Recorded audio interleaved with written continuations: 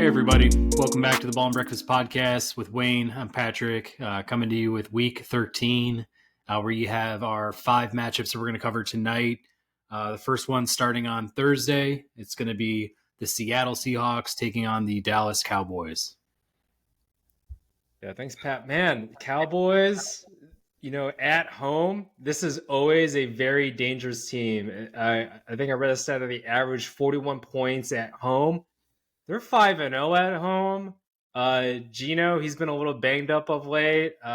So something to keep an eye on there. Obviously, he is most likely going to be playing in this Thursday night game. And then Deron Bland, too, has just been playing at an elite level. Like, who would have thought? Like, when I saw Trevon Diggs go down, I'm like, okay, maybe the defense, this isn't their year. But talk about, making the most of your opportunity here. 7 interceptions, 13, pass deflections. I feel he definitely is like setting himself up for, some defensive player of the year nominations. In my opinion, breaking the record right for touchdowns or for interceptions returned for touchdowns in a season, right? Like that's just nuts. So kudos to him. But yeah, back to I guess more of the game itself. Seahawks have lost 3 of the last 4 games, and now looking ahead, I guess the Seahawks, they have the Cowboys, they got the 49ers, Eagles. That's a really tough next couple of games for them. A little bit easier afterwards, Titans, Steelers, Cardinals. So, I feel like right now they're going to be trying to like, okay, let's see if we can get maybe 1 out of 3 from these teams. I just don't think it's going to be the Cowboys here. Cowboys, they're favored by 9 points. I'm going to choose the over. With the way I think the Seahawks been playing, not playing the best brand of football at the moment. Cowboys at home, like I mentioned, they just been killing it. Like if Dak Prescott, if we just took his stats, if you just played at home all the time, you got the MVP. You got Peyton Manning, throwing 50 touchdowns in a season here, but that's just not the case. And yeah, I don't know. So I'm going to pick Cowboys. Yeah, getting that 40-point marker. I just feel like the Cowboys have a lot of momentum going on. Seahawks just not playing the best brand of football. And then, yeah, also the Cowboys, the schedule's getting tougher too. With the Eagles, Bills, Dolphins, and the Lions coming up. So I think for them, they're like, hey, we got to take care of business here and see if we can get maybe a couple games from those tough teams there. But yeah, picking Cowboys winning and going over the 9 points. Yeah. I mean, a 45-10 shellacking on Thanksgiving Day. Thanksgiving, primetime games, like anything can really happen for them to come out and just take care of business. It's pretty impressive, despite, a weaker, Commanders opponent. But, in general, like at this point, the second half, so far for Dak, he's played MVP type football. Like no questions asked about that. I mean, the fact that they're more prone to beat up on the mediocre to bad opponent is something to always keep your eye on. Like I feel like there are those teams where, kind of like the Dolphins, they get to those, tougher elite matchups and, it's anyone's guess who's going to show up there for the Cowboys. But, as long as they take care of business against most of the teams they play, there's not many elite teams around, the league itself. So I think they're totally capable of, beating the Seahawks this week. I mean, for me, Seahawks definitely feel like a team that's, on the decline. Gino was a little bit banged up, but he's also just kind of off the mark this year. I mean, had another, uninspiring game, last week against, the Niners. Charbonnet was spelling Kenneth Walker, didn't really do a whole lot with his carries. The receiving core, like they just went off what Gino was giving them. So it wasn't really like anyone was really standing out, on the offensive side of things. There weren't a lot of really silver linings there. I mean, the San Francisco 49ers, we'll talk about them in a little bit, but they just absolutely took it to them on the defensive side of things. And now they go up against the Cowboys, who's, probably a pretty similar setup as a Niners type team. And it's like, it's just going to be tough sledding for them. Something's happened in Dallas in terms of, getting Pollard to kick it back into, his own gear and, really starting to get Brandon Cooks involved in the offense too. Like, not just depending on CeeDee Lamb to carry the entire load for that team. And, Parsons is still just a disruptor, on defense, easily one of the best, players in the league. So I'm with you. I think they can win by 10 points or more. I mean, I think that's a fair bet to place. So, I don't have maybe as much burning desire to place that over, but I would say comfortably, like, I think they can beat them by 10 points. Yeah, for sure. And the way even like pre, I guess Geno Smith being hurt more so, he just hasn't been playing his best. So factor in the Cowboys and that defense that's creating turnovers, getting pressure with Micah Parsons, right? Like this is going to be a really tough matchup on the road for the Seahawks here. Seahawks obviously having that home field advantage. If they were to have that, like this could definitely be a different game. But for whatever reason, right, the Cowboys being in that big giant stadium over there, they're just a different beast. And yeah, this just is kind of an unfortunate, I guess, to happen here. But I think looking ahead for the Seahawks, if they can, the Titans, Cardinals, I think those are two games that they can, probably get off from there. And then they're still, I think that right now the 6th seed. So we'll see if they're able to, make the playoffs. I think it's going to be them and, either the Rams, depending on, how those teams match up. But yeah, it's definitely not going to be easy. I think an easy road for the Seahawks to make the playoffs there. And then, yeah, the Rams, it's kind of just getting their footing and seeing, if they can beat these top level teams, right? Because I think that's kind of been their whole MO. And if they are able to do, get a nice road victory against some of these competitive teams here, then I think that's just some things to look forward to, I think, the next couple weeks here. For sure. In our next one, we've got the Kansas City Chiefs going on the road to take on the Green Bay Packers. Yeah, man. This Chiefs team, when their wide receivers can catch the ball, right? This team is unbeatable. Like it's pretty simple as that. When their wide receivers can catch the ball, not have these deflections here and there, right? And then getting intercepted by a safety or cornerback or linebacker, right? Then this team is really talented and good. I think that's like one thing to keep an eye out on is the turnover battle, right? Going on to the Packers side when they beat the Lions on Thanksgiving Day. And I appreciate all the call outs. I've seen a bunch of Lions fans kind of come back to our videos because we definitely both, I think, predicted the Lions to be victorious on Thanksgiving Day against the Packers. And then lo and behold, all the Packers fans, I guess a bunch of people are just going on YouTube and searching for people that have been calling out and saying that the Lions are just going to run away with it. So, but yeah, the Packers, they got 3 fumble recoveries against the Lions. And, if they are able to create turnovers against the Chiefs, then there's a lot of magical things that can happen there, especially at, Lambeau Field. Chiefs, they do give up the ball. They have a, -5 turnover differentials. So that's just something to keep an eye out on there. But, one cool thing I know from the Chiefs, right? And I know you were kind of happy about this. They gave the ball to Pacheco, especially, in the goal line area, was able to score some touchdowns. So, if they're able to move the ball on the ground a little bit, not be too reliant on the wide receivers, maybe catching the ball, so much. I believe like they lead the league in drops and everything there. But yeah, if they're able to, move the ball with Pacheco a little bit more there against this Packers defense, then I think the Chiefs can run away with this. But, it's a 6.5 favor for the Chiefs. Chiefs just have been playing really close games, and I'm not just going to, get them with anything like more than a touchdown, like to be honest with you. So I'm going to pick the money line here for the Chiefs. I do think that they'll be able to get this road victory, set themselves up, for the number 1 seed coming out of the AFC here. Yeah. I mean, the fact that they were playing from behind against the Raiders, at home, I mean, that whole first half, it really felt like, what's really going on with KC. They've dropped some games this year and played some really tight ones against opponents where I'm like, losing to Denver, things like that. It's kind of like, who is this team and, what's actually happening, for them, even Philly. I mean, I thought they had that game kind of in hand and, it slipped through MVS's. So, anyways, for them to put up 31 points last week, I was pretty encouraged by that. I mean, it feels like this entire year I've been waiting for that offense to really like explode a little bit, like show us who you've always been. Like we're kind of missing that because it's felt like a very D heavy type team this year. All things said, they're 8th in the league in total offense. So, that's a bit encouraging.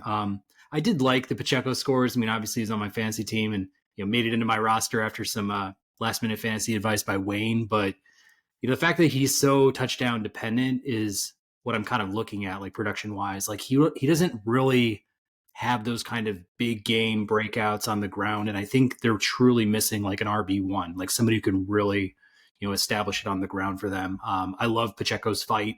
I just don't know if his talent is there to make him like a bona fide long-term running back solution for them with what their goals are. Receiving wise, love the fact that Rashee Rice has taken a step. He was the alpha last week and has really like started to get his name on the board week after week with a lot of big scores. Um, I thought the defense, for what it's worth, at least last week, like they didn't show that same kind of pressure tenacity that they're usually, accustomed to. Like there's no reason why Aiden O'Connell should be going, into KC and at least like bringing his team to, a tough matchup against Patrick Mahomes and the Chiefs. Like, so I'd like to see them come back out and play a little bit more tenacious. On the other side of things, I mean, I've really been encouraged by Jordan Love's progression here in the last few weeks.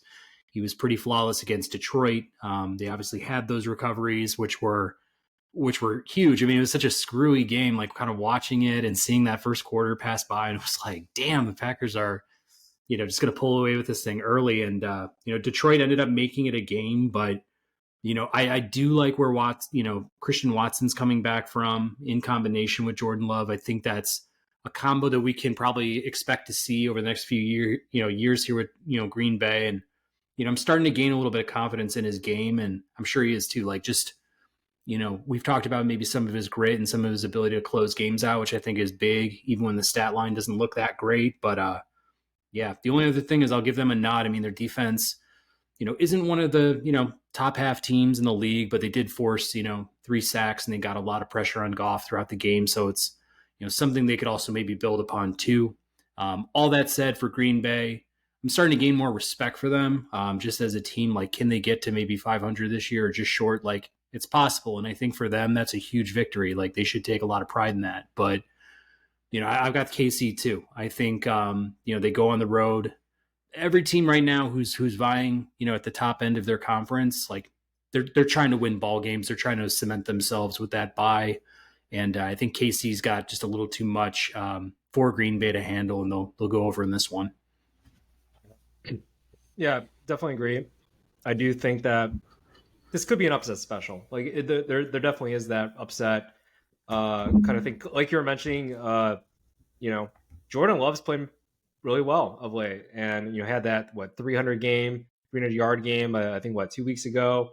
Jayden Reed's playing exceptionally well. I think this is rookie year. Like, how about that? 2 years of just young wideouts basically for the Green Bay Packers here, and kind of developing in a slow, methodical way with the wide receiver talents that they have here at Dubs. Watson, like you mentioned, like this is pretty interesting how it's kind of all put together here, just young, talented players like growing within themselves, and not necessarily having that veteran quarterback or wideout. We talk about how it was nice to have bringing in DJ Moore right for Justin Fields, and the Green Bay Packers are kind of going, we'll just have a bunch of young wideouts and then have this quarterback that's kind of just sat there in their system there for a little bit. So definitely a different kind of model there, but yeah, if I'm a Packers fan, I'm looking on the bright side. I think for maybe going on to next year, if they are able to get some momentum, I think in this second half of the season, right? Maybe get a couple of dubs here. If they are able to get into the playoffs as like a wild card, then great too. So, but yeah, here tough matchup. Even though it's at Lambeau, it's just a tough matchup going against the defending champs, Chiefs, Patrick Mahomes, Travis Kelce, etc. So, yeah. To your point on the Packers, it's like some of these organizations that are just perennial winners. It's like sometimes they can, really put up fights with, 2/3, 3/4 of the rosters that they're accustomed to. And it's like you look at the Steelers; they're very similar in that sense. It's like you always kind of expect them to take that step back and have to go through some of their, rebuilding and pain in their own, in their own right. Like all of us, fans of like losing organizations have to. I mean, it almost feels like we're lucky when we do make the playoffs, and it's, we get kind of excited about those rosters that we're starting to build, but they don't pan out in the same way. And it's like, how does a team like Green Bay just find themselves like in the fold for, the wild card and all this after losing a guy like Aaron Rodgers? It's just, it almost feels like it's not fair, but there's something about those organizations. It's got to provide a lot of confidence for these players, and just a lot of maybe knowledge that's just shared throughout that building that we can repair this thing and get us back on the right track. Yeah, I mean, there's probably a lot of people on the Packers, and this is definitely a nice way to compare, like, how do the Packers function versus how do the Bears function with regards to, developing a quarterback, making sure that they have a right proper system. I feel like the Bears do it in reverse compared to what the Packers do. Like, the Packers are very conservative, right, with regards to how the quarterbacks kind of churn out, right? They usually, we see that kind of what's happened with Brett Favre, and then now, then when having Aaron Rodgers sit a couple of years, and then having Jordan Love sit a couple of years, and we'll see what happens, with all this. But yeah, they like let the quarterback mature with the team and have the coaching staff intact for that quarterback. Whereas the Bears, right? I remember hearing about this. Like, it totally makes sense. Is Justin Fields rookie year, and then they switch coaches, switch offensive schemes. It's like you're asking a lot of the quarterback, and everybody's bringing up your contract, rookie quarterback contract situation every other week and trying to think about blowing it up. Like, that's just way too much pressure, or a lot of pressure for a quarterback. These are 22-year-olds, 23-year-olds, right? It's like they got, they're still trying to figure out life. So yeah, having that like time to just marinate a little bit, that structure, learning, like, that's just invaluable. And the Packers have been doing that pretty well and successfully, and that's kind of why they've been able to be successful. So yeah, a lot of it is the system, the environment that you create for the quarterback, not just the sheer talent that you have. And I think that's just something to consider. As Bear fans, as we like look and envy sometimes the Packers a little bit here. No doubt. In our next one, we have the Denver Broncos going on the road to take on the Houston Texans. I love this matchup. This is going to be an awesome matchup, right? Like, you talk about, like two teams, both 6-5, like really trying to gun for that playoff spot and everything, and in fairly, I guess, like competitive divisions, or maybe not really competitive divisions, but like they're kind of just snuck up on us, right? The Broncos, I think, like 5 out of 6 games, something like that, and then the Texans have won 4 out of 6 as well. So it's like, two teams that are pretty hot this past couple of games. I think the Texans are, I think the Broncos are, I believe that they're favored in this game. So the Texans, I think, will win. But then I think the Browns would cover, actually, or the Broncos would cover here. I take that back. The Texans actually are favored here. The Texans are favored by 3.5. I think the Broncos will cover. I'm going to choose that, but I have the Texans winning this game. I think that they bounce back. I feel like the Texans, and it's more so, I guess, just how I've been looking at this team. They've been like, all right, they give up a game, they win the next game, they give up a game. They've been kind of doing that of late, and I think that, okay, this is their bounce back game here. Broncos, they've just been playing really well.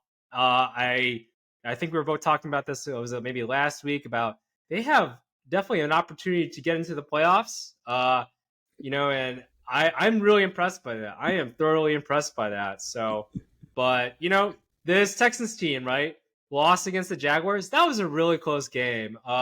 If CJ Stroud didn't get sacked, that kind of like, I think it was that second down, and then they kicked out on the 4th down there with Amendola, trying to kick like a 58 game tying field goal there. Then, yeah, they who knows what happened in overtime, in Houston. So I think this is a bounce back. I think they bounce back here at home, get the W. But yeah, I think the Broncos will cover. I think in that 3.5 point spread there. Oh man, there's something in the water in Denver. There's something in the water, and I think Sean Payton has finally brought the Bronco all the way to that water and allowed it to have a drink. And I feel like I get everything you're saying, and I look at the stats, and I'm like, the team stats for both squads favor Houston. The only thing that's special, about the Broncos statistically is they're number one in the league in takeaways, which is, I think, a huge stat. No matter what, because even for how bad that defense has been, throughout this entire year, how comical it was, especially early on. Like they have this way about them of getting those fumble recoveries, getting big interceptions from the secondary. Last week they come away with 4 sacks, even in a game where Wilson had a very pedestrian line, but they took it to the Browns, and the Browns have been one of the better defensive teams this year. Obviously, they're missing Deshaun Watson and playing a rookie at quarterback and everything like that, but there's something about this team and the mojo and the juju that they're currently experiencing where I'm like, man, I'm just going to ride the hot hand. Like, I don't think there's a lot of explanations that would make, my argument any better. I just think there's got to be something that Peyton and Wilson have figured out about their team and like their strategizing for these games. And it's been fun to watch, man. It's been fun to watch week to week, to see them come back, have their little redemption story this year after a miserable, 22-23 and a miserable start to this year. And there's something about Wilson. Maybe he's, rediscovering in himself. He's no longer a punchline. I feel like he's showing that he's the competent, starting quarterback that everybody knew him to be. He can be a leader for this team. Like, he's not the same guy who was on Seattle, but in the same sense, I think he's got, some moxie to him here. And yeah, I just think Sensei Wilson's going to show, the little grasshopper CJ Stroud, like, hey, man, like, I've been in this league for quite a while. I've had some success here. I think you're the next thing coming. You're the next big thing in this league, but you wait your turn, man. You wait your turn. I mean, that's a very poetic of you, Panther. So, but I mean, no, that's good. That's a good way to put it. And rookie, yeah, it is a nice reminder. CJ Stroud still is a rookie quarterback. Now, this going to the second half of the season, right? Like, there's more tape on him, so NFL defenses are trying to pick him up. And like you mentioned, the Broncos are a turnover machine. They have, Justin Simmons there at the safety position. Like, I think this is like the third, fourth year in a row he's gotten like 4 or 5 interceptions or something. Like, that guy's a ball hawk. So he definitely is going to be studying CJ Stroud, seeing, if he's able to kind of identify any of his, his tell signs there. So, hey, I mean, that might be something to look into, from the betting standpoint too, to see, maybe Simmons, gets an interception this game. But yeah, no, this is definitely going to be a great game. I think regardless, I'm very much looking forward to it. I went back and forth on it. I think I originally picked the Broncos. So, something to look forward to, I think, overall in this game. So, yeah, a lot of fun things I think is going to happen and kind of come from this game. And, we'll see. I'm very much looking forward to both teams and how they finish off this season, though. For sure. In our next one, we have the Detroit Lions going on the road to take on the New Orleans Saints. Man, Detroit Lions here. Tough loss, right? Tough loss on Thanksgiving to the Packers. We mentioned before those 3 fumbles, right?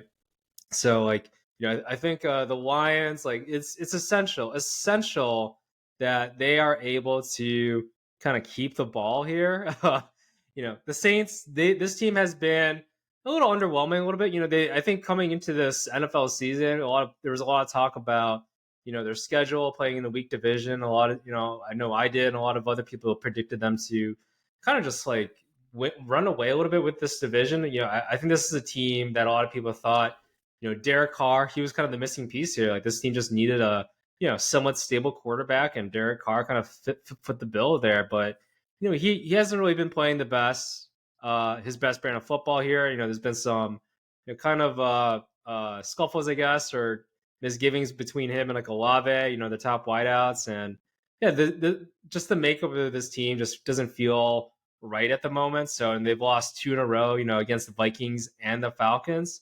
That being said, like, hey, now, going to the Lions side, the Lions have fared well on the road.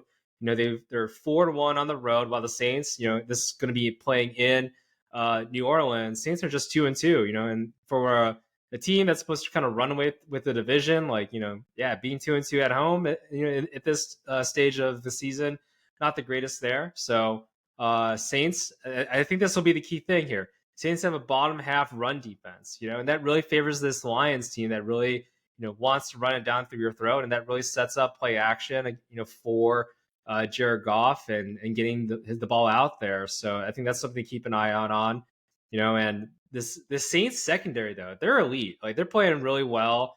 We can talk about Honey Badger, but Monty Taylor, like this secondary is really talented.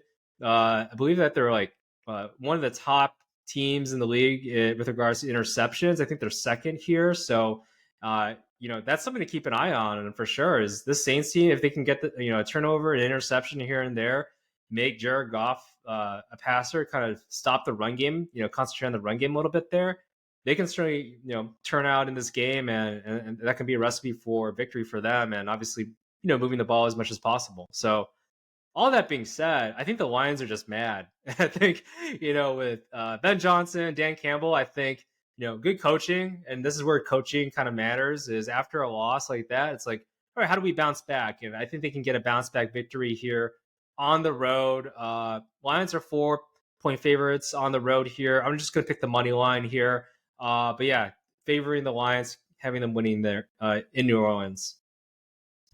Yeah, I think you make a good point with the Saints rush defense and what the Lions do best. And it's like they just need to emphasize that to the nth degree this week, especially after, Goff's fumbles and miscues, last week. And then he had the 3 picks the one prior. It's like, let's just cool down. I mean, I've actually liked Jared Goff throughout this whole year. And these last 2 weeks, he's really looked incredibly, pedestrian, foolish.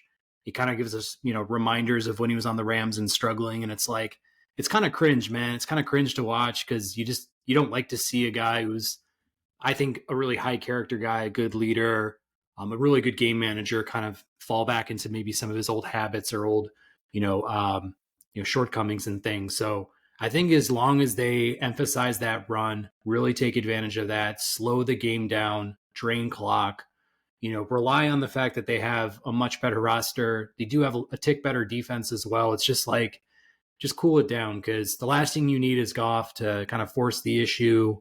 Maybe he's got an errant throw here, erratic throw there, and you've got Honey Badger back there, gobbling up a couple more picks or something like that. Like, that's not the game they want to play this weekend. So, and everything you said about the Saints, like, I want to give them a big home victory here. I want to get them, back to even, back at the top of the NFC South, but it's just too hard for me to do, especially with, how they've played over the last few weeks. And this whole year has just felt like very, very middling type, performances from them. And I don't know what their identity is. I don't know who they are as a football team. I don't know like what Derek Carr is, these days. I mean, I feel like even in his prime, it was like, well, he's got the numbers, but it never really translated to, playoff victories, things of that nature. Olave, is he going to be able to play this weekend? Just, coming off a concussion, like that's going to be a huge loss for them, especially how, productive he's been. So for them, it would have to be the Alvin Kamara show again. It's like, I don't know. It just feels like whoever comes out of the NFC South this year, it's probably going to be like one of those kind of punchline type teams where they're below 500 and people are just like, well, welcome to the dance, and you'll be a first round exit, something like that. Yeah. I think I do have like a bet from the beginning of this season, because I was looking at this NFC South. It's like anybody could win it, and I think I picked the Bucks, kind of as a side bet here, just like a low amount there, because the odds are pretty good for them to, or the payout was going to be good. It was like 4x or something like that. So I don't know. I'm like, yeah, anybody can still win this division. I think. Believe the Falcons are ahead right now. Last time I checked. So, but yeah, it's like anybody can still win this, and I think it's going to go probably till the last week of the season with regards to whoever kind of takes that one playoff spot, and who knows what can happen in the playoffs. But yeah, whoever kind of comes in, they're going to have a lot of question marks. It's definitely going to be one of those. Wait, do you belong here? Like, do you seriously belong here? Maybe not, but I don't know. That's the NFL. That's how things are structured here, and yeah, kind of disappointing with how the Saints have been playing, and David Carr's turned out here because this is a on paper at least a talented team, but they just haven't played that way, So yeah, the Lions though, yeah, I think they get a bounce back win here for sure. Yeah. With all of this, it just makes me, reminded of the fact that, we should really in pro sports just blow up all these divisions. What's the point? There's no point. Just reward the top 7 teams from every conference. Like, I get it if you want to represent teams from different regions and maybe teams that are more small market getting an opportunity to play inside the the playoff system and things like that. But I feel like there's a lot of parity across the pro sports now, where just the way that payrolls are structured and revenue sharing goes and luxury taxes go. It's like there's chances for everybody to make it in. Like, let's just get the best teams in there. Yeah, and I get it. It's like this balance, I think, between trying to develop rivalries, right? The whole idea of divisional rivals and stuff. But it's like I think at this time now, it's been like 100 years of football and stuff. It's like, all right, I think some rivalries have been established, and maybe we can continue on with some of those. But then, from a playoff standpoint, yeah, let's see which teams have had the most victories, and yeah, let's have that play in as a factor. And then yeah, maybe there's like one or two teams out there that a certain team can just play like on a continual basis and kind of keep the rivalry, like Bears, Packers, right, something like that. So it's like yeah, and then going between I think AFC NFC thing teams a little bit more, I think that could be interesting as well. So yeah, just something to think about out there. But yeah, like from a quality standpoint, whoever comes out of this division is going to be blood in their eyes, and have a makeshift type of team. I feel like compared to some other ones, and yeah, just a lot of disappointment in terms of overall quality football. But I get it; it's business, and I think that's what their whole thing is, just trying to get some regional representation out there. But at the end of the day, I think all us football fans just want good football. So yeah. Yeah, fair points. In our last one, we've got the San Francisco 49ers going on the road to take on the Philadelphia Eagles. Hey, this is it. This is it, right? I mean, the fun part is, right, the 49ers are favored. They're favored by 2.5 points here. And like how many teams, this late in the season, right? The Eagles, what? Like, I think they're 10-1. Like an underdog? Like who would think, right? At home. But the way that the 49ers have been playing, and then yeah, compared to how the Eagles, they just been like, playing from behind, doing comeback victories and stuff. Whereas, yeah, the 49ers, they've been dominant since they got Chase Young. Like that defense has just been killing quarterbacks and, getting that pass rush. So this is definitely a tough 49ers team. And then, yeah, they're going to be healthy too, or as healthy as any team. I think, in the NFL right now, obviously, they lost Hufanga right out there in the defense on the defensive secondary, but they still have, they have Debo Samuel and we think we were talking about before how, during that 3-game losing streak, how Brock Purdy just was not himself without Debo Samuel and then, Trent Williams and everything. Like having that talent around Brock Purdy, it just makes things a lot easier for him. And they're definitely going to need that against, a really solid defense for the Eagles, right? With that pass rush, with that line, Jalen Carter, I think he's kind of cemented Rookie of the Year. I think the Vegas odds are very much in his favor. They're maybe not as much of like CJ Stroud winning Offensive Rookie of the Year. I think CJ Stroud pretty much has that taken up right now. So especially when Arthur Smith isn't giving Bijan Robinson the ball and getting him touchdowns there. So, but yeah, Jalen Hurts, he's been a leader. He's been an MVP. He's led a lot of these comeback victories for the Eagles. I'm going to take the Eagles winning here.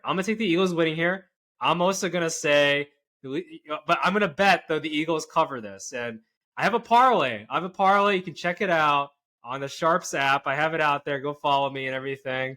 So definitely go check that out. But I have the Eagles at least covering this.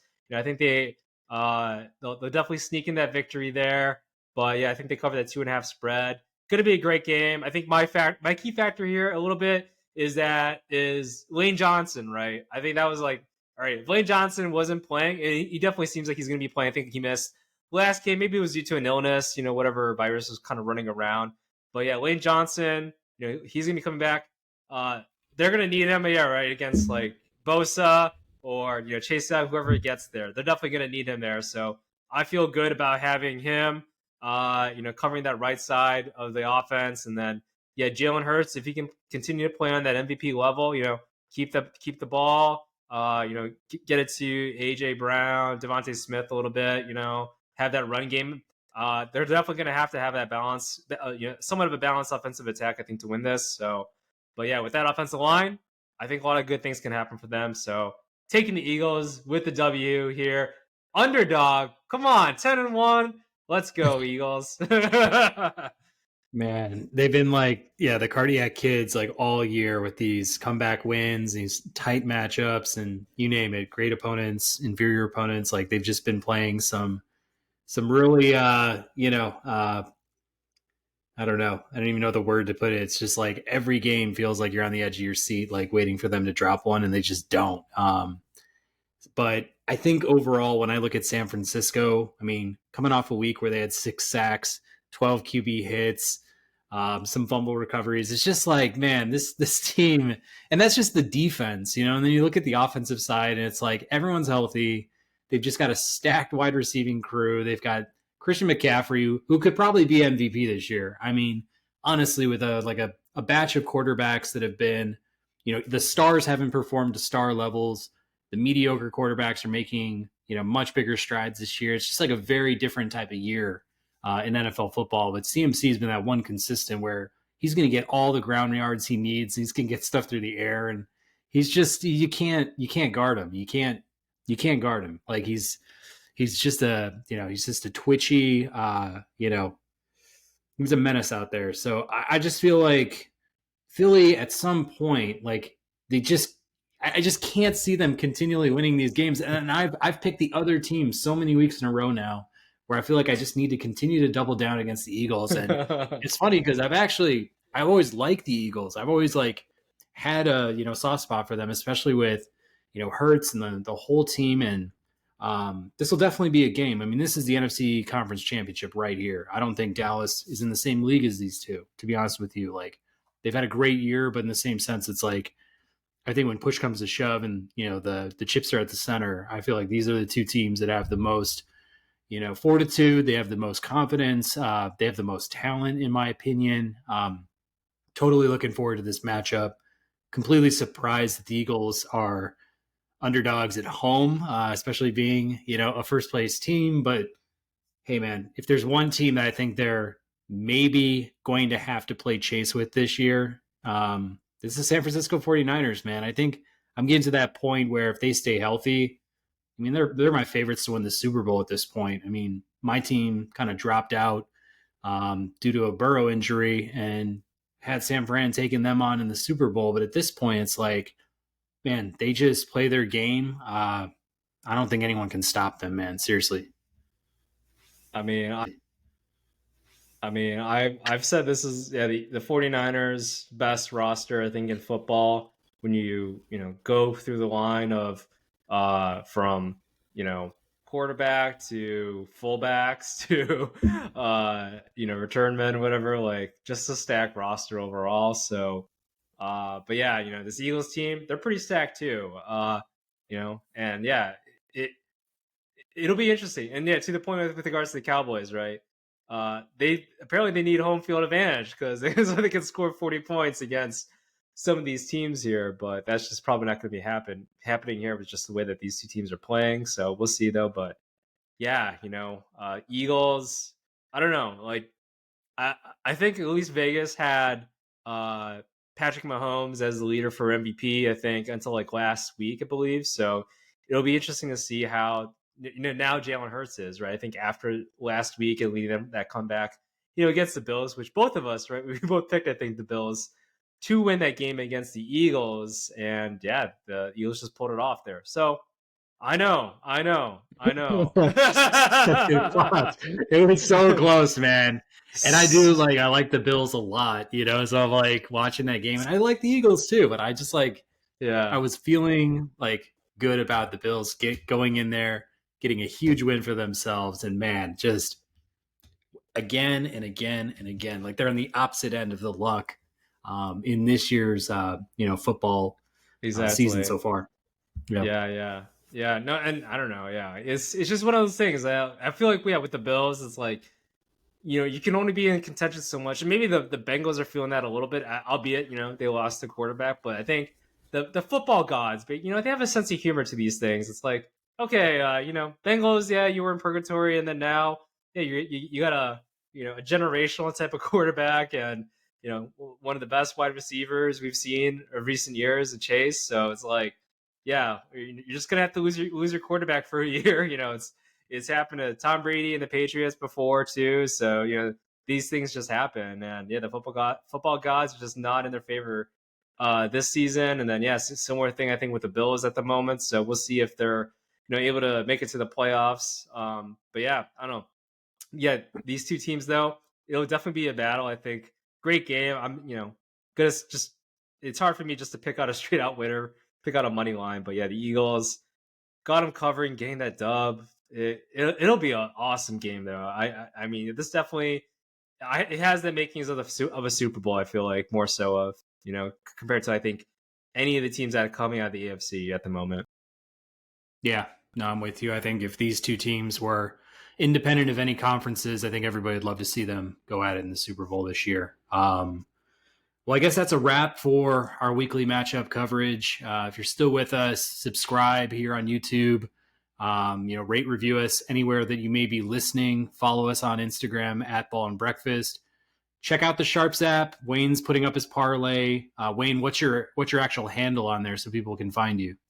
Yeah, it is like my full name. So Wayne Pua, WAYNE PUA. So definitely follow me. Give me I think give me like a fade. I think is what they call it. I'm still trying to like get acclimated to all these terminologies and everything here on the Sharps app. But yeah, hit me up. Let me know what you think about my bets. And bet responsibly for sure. But yeah, definitely check it out and support the podcast. Link in the description, to support the podcast there. So, but yeah, I don't know. Definitely gonna be exciting week of football for sure.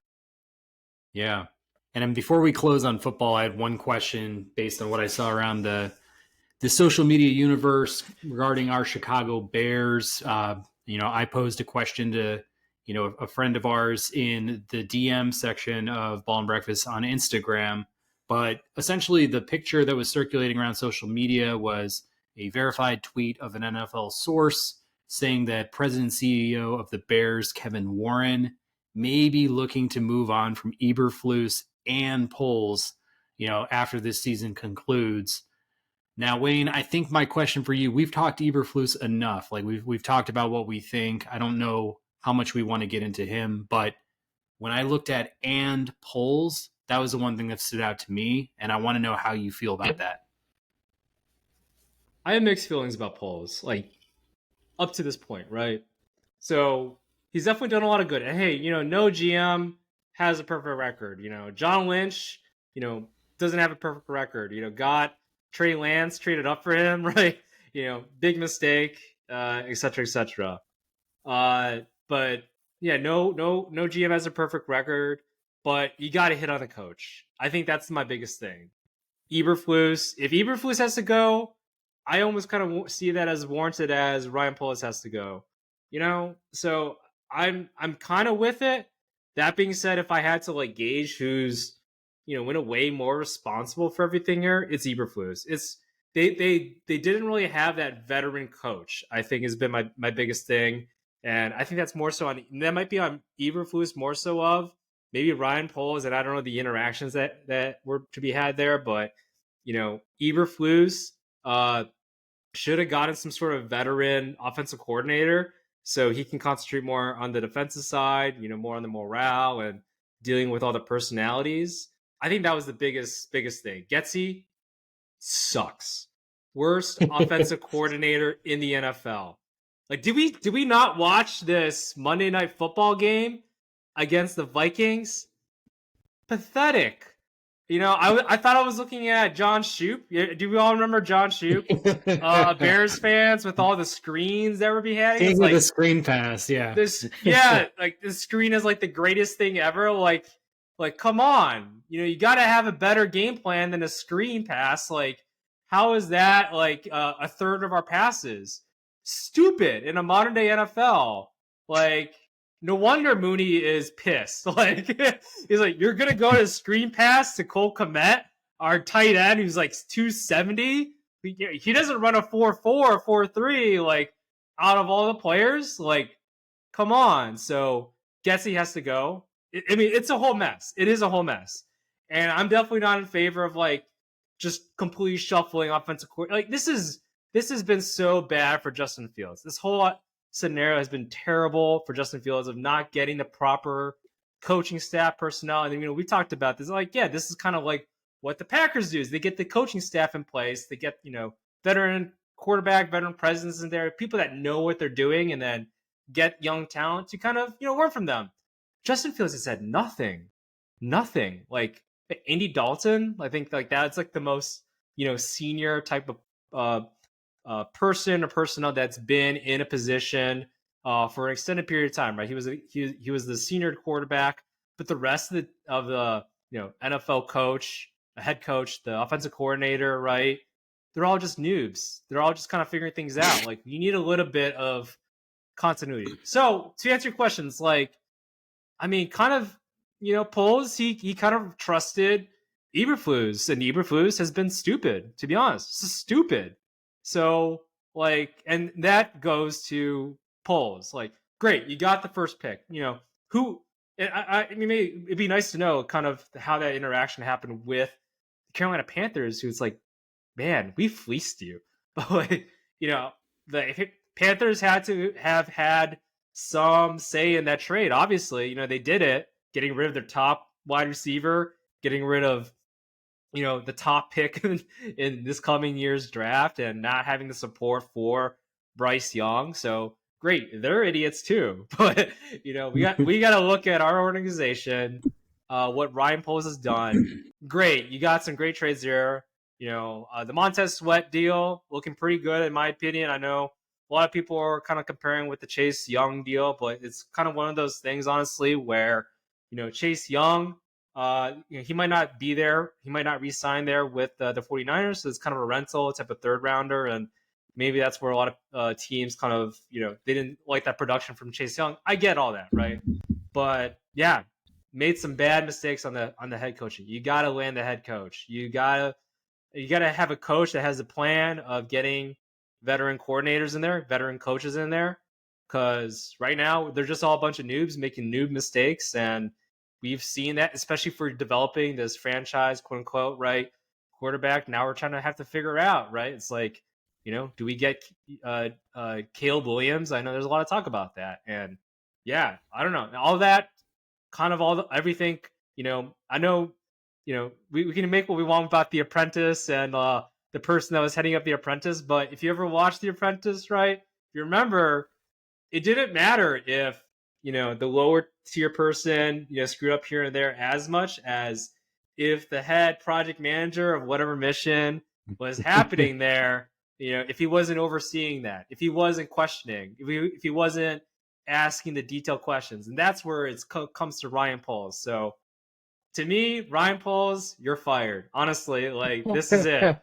You're fired because you did not get the right head coach. You did not ask the right questions. You did not get a game plan for the coach to make the proper decisions in personnel and hiring Luke Getsy, who's been the fucking worst offensive coordinator in Bears history. Man, I gotta stand up and like maybe give you an applause for that whole rant. That's amazing. More than I bargained for when asking you that question. Man, I mean, I'm totally with you. Like these 2 years, with these two at the helm, like they've been pretty ugly. You haven't seen any of the progressions.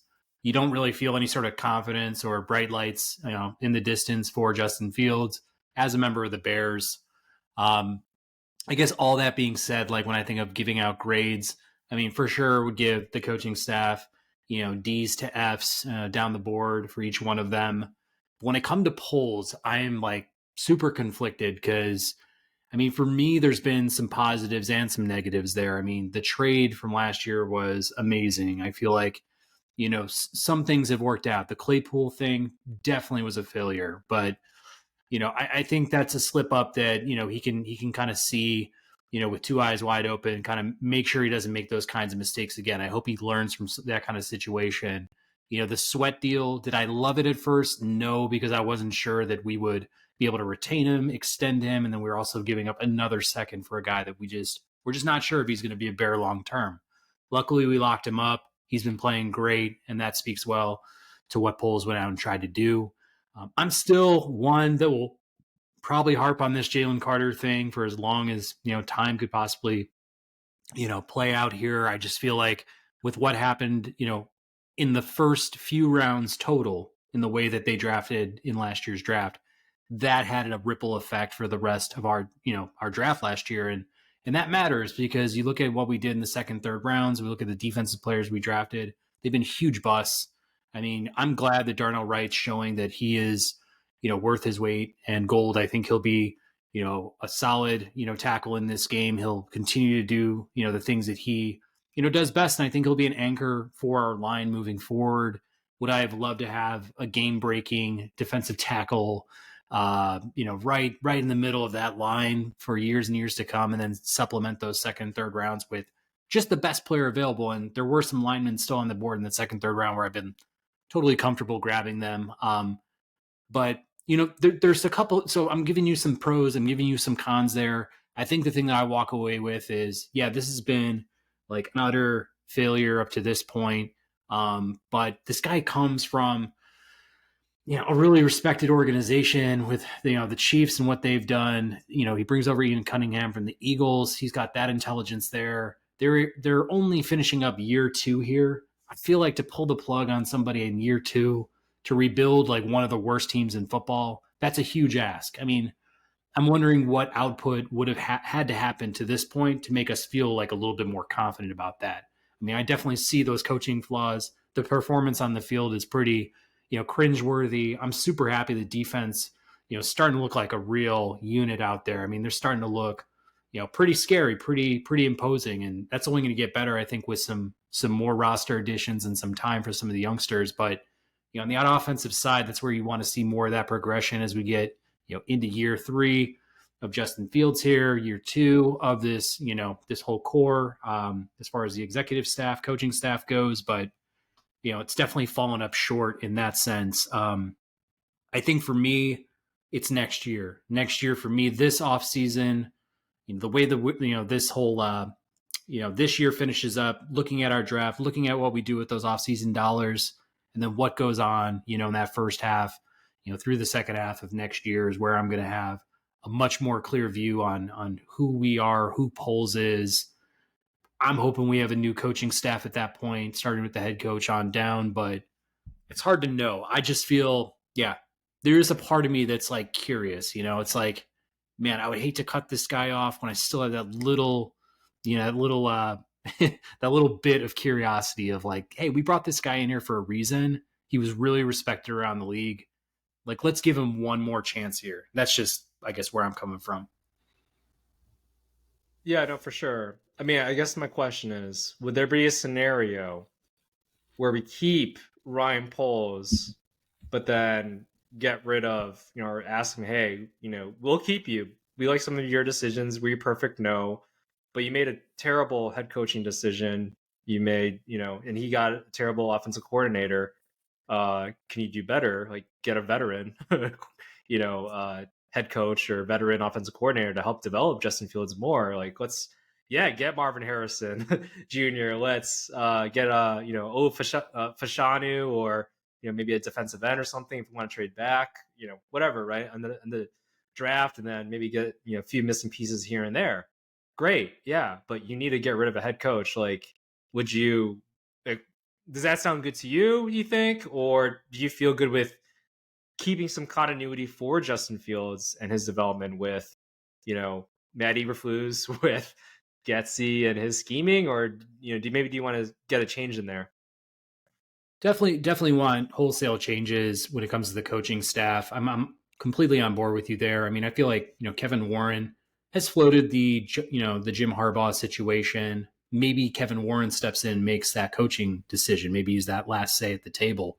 Maybe it's a group exercise of how do we make this work? And when I think about who would be the replacement GM, who would be the head coach? Like if Jim Harbaugh happens to go elsewhere or stays at Michigan for some reason, I'm really like critically trying to think of like what kind of coach do we bring in here? What is that name? Who does that end up being? And if we go the GM route, are we just plucking, another assistant GM from a top, team this year and hoping, he's what we thought Poles would be in a lot of situations? Like it's hard to know. I mean, at least when it comes to the next coach, if it doesn't happen to be Harbaugh, which I think we've discussed last week about how much we would, bang on the table for a guy like that. To me, I mean, I think you've got to look at, what Philly's been doing with Hurts.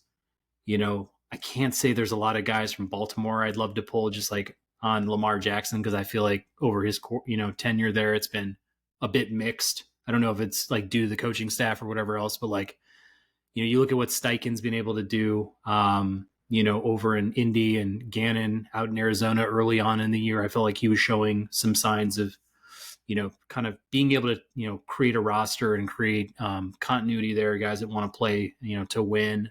I feel like you got to find somebody who can really scheme for the type of quarterback that Justin Fields is at this point, an offensive mind, and just try to get this thing figured out. I mean, you look at the history of Bears head coaches and it's just hire after hire. I think we all sit here and we like scratch our heads about like, what the hell were they thinking? Like you pulled somebody from the CFL, like you pulled somebody, who kind of seemed over the hill in a guy like John Fox. Like there's just a lot of things like over the course of time where it's like, where did you find these guys? Like Dick Duran and like just others. It's just every single hire is like, who? Like Eberflus? Like, which country is he from? I've never heard of this guy. Like it's just, can we just pick the next best guy in line for offense? Like find that next best offensive coordinator and get him. I mean, I 100% agree. Like, do we remember? I mean, like even just this past head coaching, like Eberflus, right? Like, did we contact Doug Peterson at all? Like the Super Bowl winning, head coach there, and I think I made a comment of like, look what they're doing with the Jaguars. Look what they're doing also too with the Texans. But yeah, I mean, maybe more specifically the Jaguars there, just having a coach who has a history of winning, who won a Super Bowl with Nick Folk, right? And yeah, having like their GM's doing a tremendous job with that roster. Like they're starting to develop to be like a 49ers light or like an Eagles light, just to the complete roster. I think they're very talented. They're making a lot of great moves. They're shoring up the defensive line. And, I think in this NFL, a lot of people have said, right, and this is kind of what's been happening. You need an edge rusher or some sort of defensive line disruptor. You need a secondary person, whether it be Ed Reed type or some sort of shutdown cornerback, right? And then you also need a quarterback, obviously, and then at least like one person to throw to, right? And that's kind of like the major staple things I think that you need for this modern day NFL. And yeah, it definitely helps for offensive line and such as well, and scheming, etc. So I don't know. It's like, I mean, I know as NFL fans, we think it's kind of easy, right? Like, don't trade for Chase Claypool. Get a maybe more veteran type of head coach in this situation. That isn't like a John Fox type of hire, right? But yeah, I don't know. I think there's just a lot of just bad feelings, bad juju that the Bears have been feeling of late. And man, I think we are kind of looking for the next thing. But at least like if we were to compare ourselves to one of our divisional rivals, right, with the Lions, right, they had some momentum coming in with Dan Campbell. They had that kind of good feel, even when they were like I think they were like 1-15, like was it 3 seasons ago or something like that. There was some good juju there, just with the feel that they had from the coach, and that really kind of set the tone, set the culture. Like, just we need somebody like that, Dan Campbell, maybe a former NFL player, right?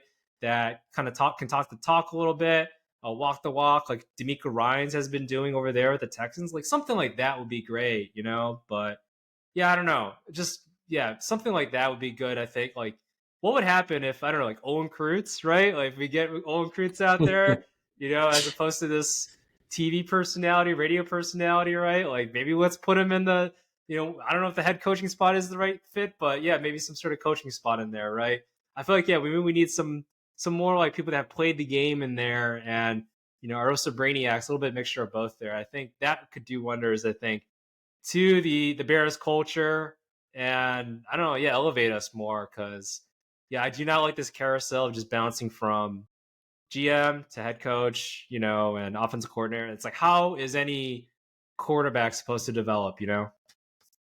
Yeah. I mean, after watching Jeff Saturday pick up the clipboard, last year, I'd probably caution on the Kreutz hire unless he's like running the offensive line or something like that. But Right, you're right, right. I mean, I right. think like Antonio Pierce has definitely had success in coming in like a Dan Campbell and being that voice of reason, just leveling with guys in the locker room and like pushing guys on a personal level. And I think guys, like that. I think maybe that's something that's going to work more with a veteran type team. I really don't know. I don't think there's a perfect answer for it, to be honest with you. I mean, I feel like Byron Leftwich's name has been thrown out there, over the years. I mean, the Bucks aren't, tearing it up or anything of that, kind of nature. But the fact that he's been, working in that system in Tampa for a while, understood what it took for Brady to win a Super Bowl, has been in the talks to be, hired as a coach, a guy who's played quarterback, African American, could level with, Fields. And I just feel like that could be a guy that people buy into,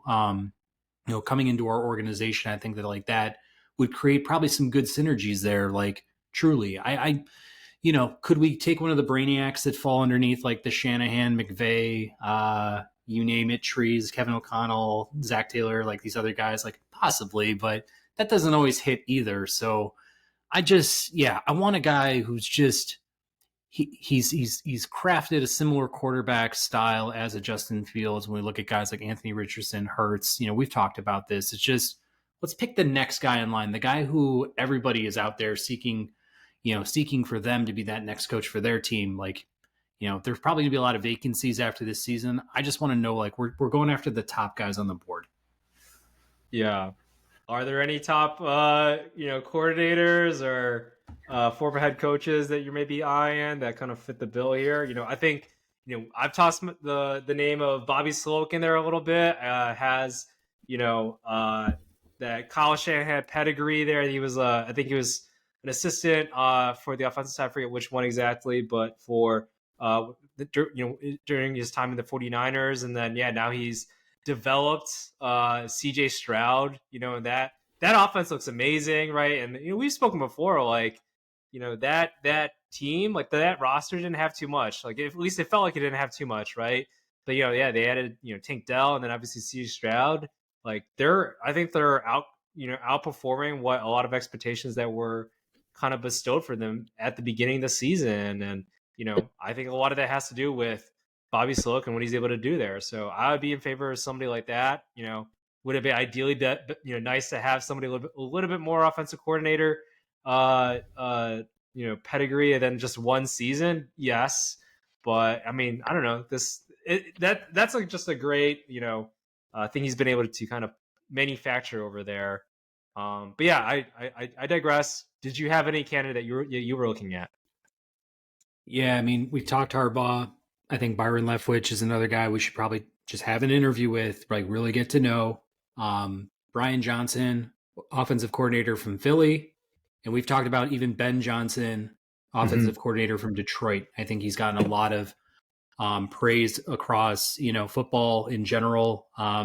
But again, I'm open to seeing if there are coordinators out there that have been established. Offense, primarily, I would say. But if there's a defensive coordinator that's obviously whipping up, the type of schemes that, make your mouth water and stuff like that, has proven his performance over time. Like, look at some of these better performing organizations, ones that are set up similar to the structure that we have, and just say, like, hey, I think you're, obviously the next guy in line here. Like, let's give you a shot. But yeah, of my short list, those are some of the names that I would probably go with, and then probably have Harbaugh at the top of my list.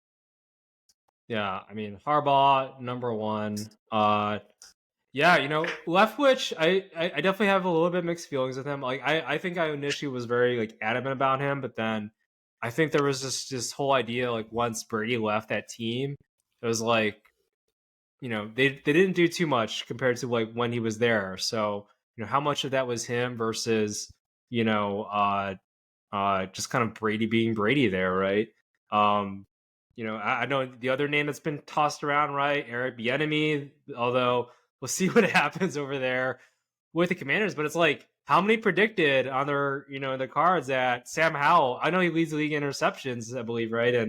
But he also leads the league in passing yards. So, hey, that's something I feel like, and I think a lot of people they feel a lot more optimistic with Sam Howell as the quarterback for the Commanders, at least, maybe for the next year or two. So, I don't know. Yeah, there's got to be some, I think, flowers given towards Eric Bieniemy's way over there. It's just, Ron Rivera, and then, the defense has underperformed too. So I think all those things kind of had kind of stopped the Commanders from being successful at the moment. So, but yeah, I think offensively they've, you know, yeah, maybe have outperformed a little bit here and there, but I don't know. So yeah, just another name there. But I'm definitely all on board if Jim Harbaugh kind of says like, "Hey, I'm ready for the NFL.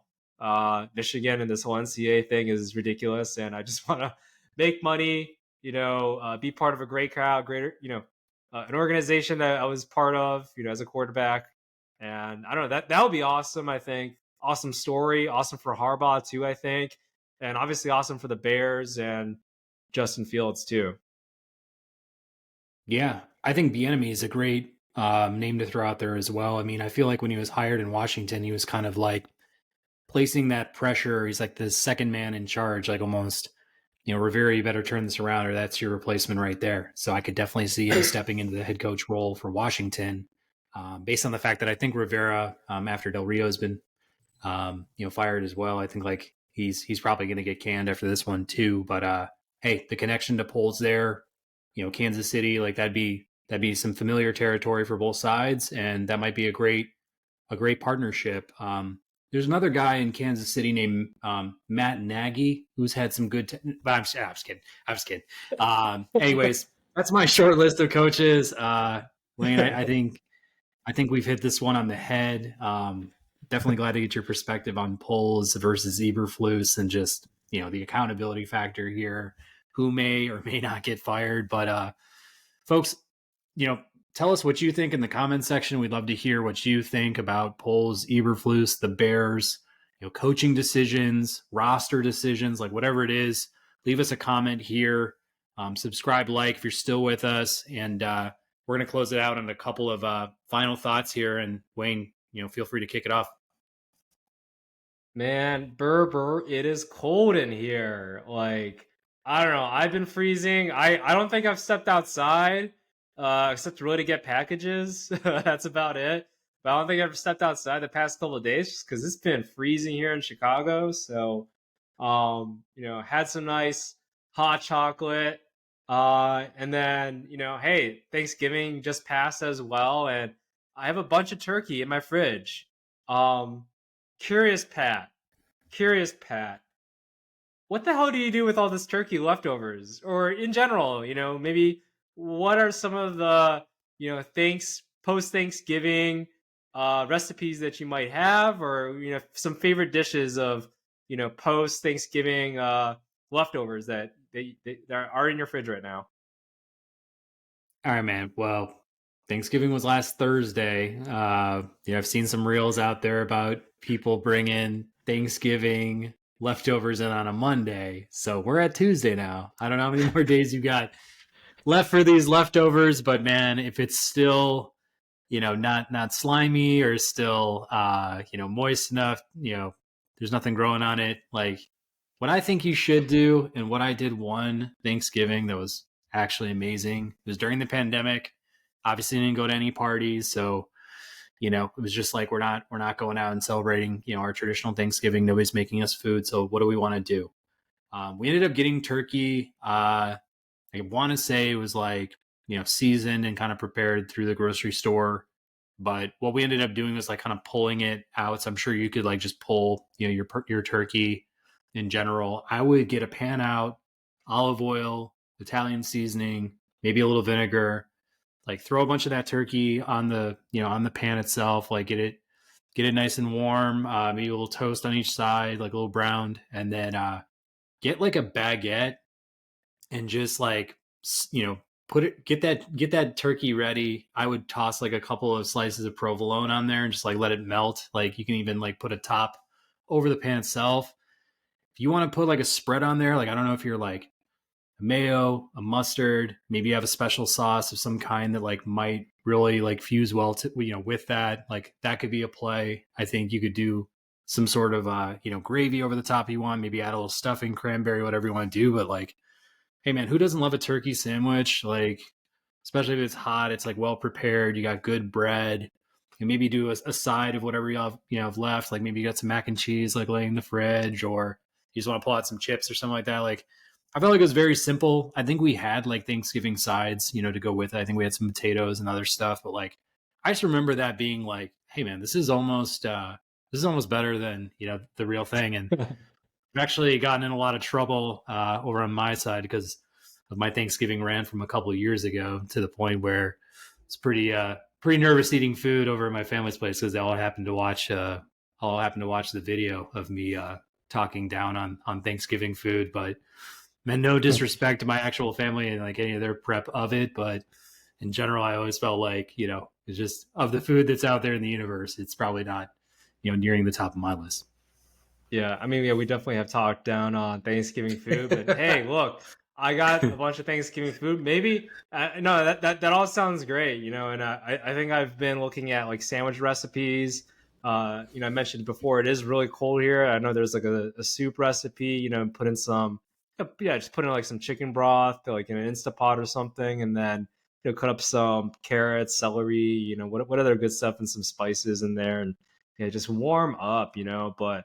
I think one thing, and maybe I'll try to document this on the good old gram, right? But I gotta do it soon. Maybe I'll after we shoot this pod, maybe I'll scamper over to Jewel a little bit near me here. But I know you mentioned the DiGiorno, I think it was DiGiorno, right? DiGiorno Thanksgiving pizza. Yeah. Hey, yeah, maybe I'll get up some dough, some pizza dough or something like that, roll it up, and then put it in the oven a little bit. Yeah, and then document the whole experience there. But yeah, no, that's all good. I definitely have this like fridge full of turkey still, and I don't know. I feel like it's cold, so I think it's okay. That being said, I'll if I do get food poisoning, I'll probably take it. I do have sick days left, so anyway, yeah, thanks for that. Definitely, send put in the comments section too if there's any Thanksgiving, post Thanksgiving recipes that you have, for turkey and stuff. Let me know and all that. But all right, cool. Thank you, Pat. What is your final thought? Well, I guess we're staying on holidays. We're staying on theme here. We're moving into Christmas season. We might have some people celebrating Hanukkah or other holidays as well. So, yeah, I think in any case, preparing the tree, getting the tree set up.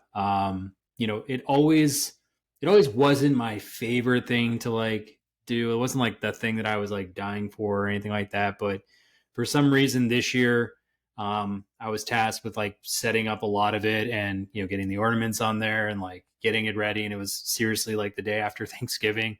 But this year I just had like so much more time. Like I had so much better of a time like preparing that tree, setting it up. It was pretty therapeutic. It was pretty quiet.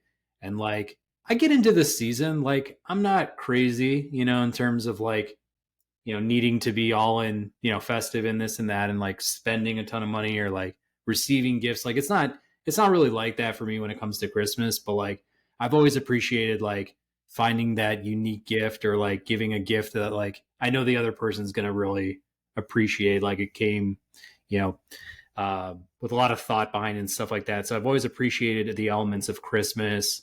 I think it's like one of those holidays that probably nearing the top of my list, to be honest with you. I think like there's just a vibe around it, but the tree in particular is nice because I feel like every night that you have it up, like you put the lights, down low, you got the Christmas tree kind of shining, kind of gives off that warmth, that good vibe and stuff. And the funniest thing about last weekend was I went to my buddy's place to watch some football the day after kind of setting up the tree and getting a lot of our, decorations set up around the house and stuff. And like, I went over to his place and the lights were down low over there as well, and he had his Christmas tree up, and his Christmas tree was all decorated stuff, and he told me the exact same story that I had basically just told right now, like of how his day before went. So it was kind of funny. We were both like cracking up, talking about Christmas trees and just like how much we appreciate them. Like, this year especially, like, I don't know, just like there's something maybe about this year, like, whatever it is, like maybe it's just my age or something else. Like I'm just appreciating it a lot more. But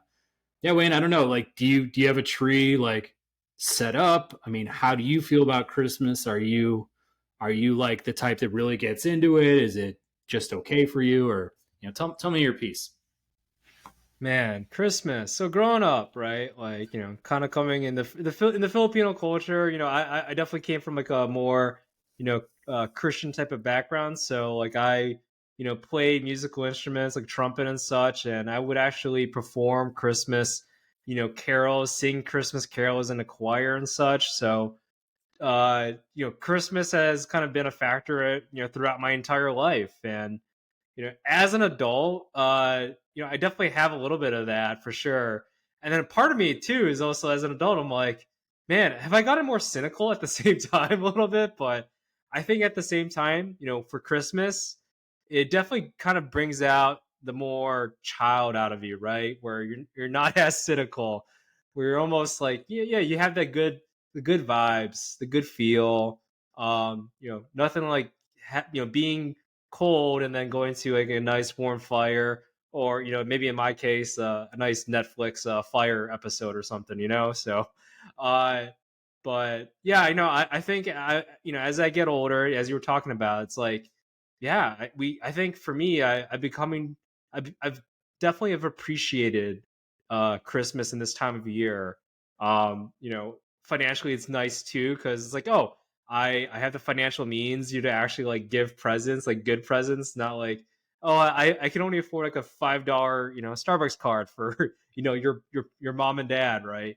You can do a little bit, so, you have the opportunities to do something a little bit more. So, and that I think is definitely something I like to do for sure. To my parents, to my nieces, my nieces and soon to be nephew as well. So I think, yeah, I get more so in the mood of, yeah, the season of giving, and I think that is something that is definitely instrumental. Now, does it have to be a Christmas tree? No, I'm terrible at decorations. Like I'm like, oh, I have a red sock. I think that's about it.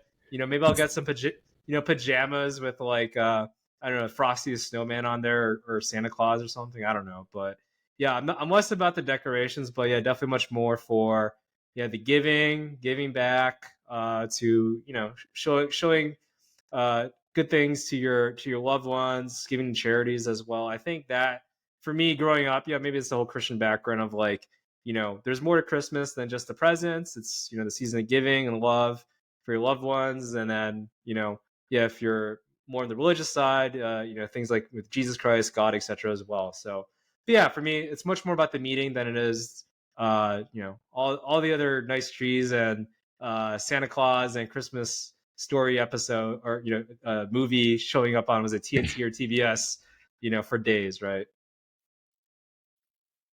Yeah, no, I'm with you. Yeah, I think we're on the same page here. I feel like I'm appreciating more and more now, especially because I have a family too, and it's like it was fun to see my son like put up ornaments and stuff and get really excited about like actually acknowledging like it's a tree and like this isn't normal and like what is this whole thing. So it's kind of like the start of what he's going to experience in the next handful of years now, and like I get to be a part of that as well. So it's like really cool and everything like that. And it does kind of feel like we're going full circle in a lot of ways too. Like you're saying, you feel like you're a little kid, and it's like, yeah, I can kind of start to feel that again, which is like definitely different. Yeah, But it's cool. And yeah.